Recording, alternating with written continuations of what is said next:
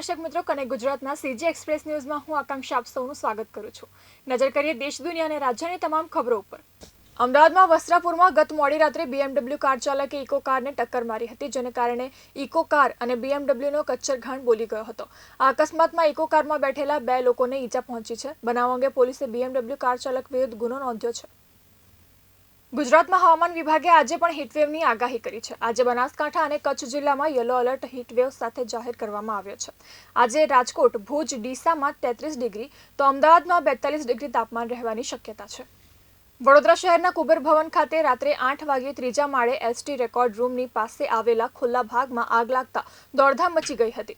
બનાવ અંગે રાહદારી દ્વારા ફાયર બ્રિગેડને ફોનથી જાણ કરવાનો પ્રયાસ કરવામાં આવ્યો હતો, પરંતુ ફોન નહીં ઉઠાવતા રાહદારી જાતે ફાયર સ્ટેશન ખાતે પહોંચી જઈને જાણ કરી હતી। મહારાષ્ટ્રમાં પીએમ કિસાન સન્માન નિધિ યોજનાનો લાભ લઈ રહેલી 8 લાખ મહિલાઓને હવે લાડલી બહેન યોજના હેઠળ 1500 ને બદલે માત્ર 500 રૂપિયા દર મહિને મળશે। રાજ્યના મહારાષ્ટ્ર સરકારે તિજોરી પર વધતા ભારણને ઘટાડવા માટે આ નિર્ણય લીધો છે।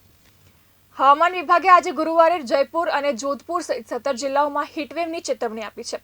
આમાંથી 4 જિલ્લાઓ માટે રેડ એલર્ટ છે। ગરમી વચ્ચે હવામાન વિભાગે યુપી અને બિહાર સહિત દેશના 24 રાજ્યોમાં વાવાઝોડા અને વરસાદની આગાહી કરી છે।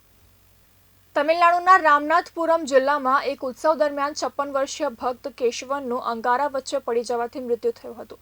આ ઘટના કોયાવાનકુડીના ખાતે અંગારા પર ચાલવાના અનુષ્ઠાન દરમિયાન થઈ હતી।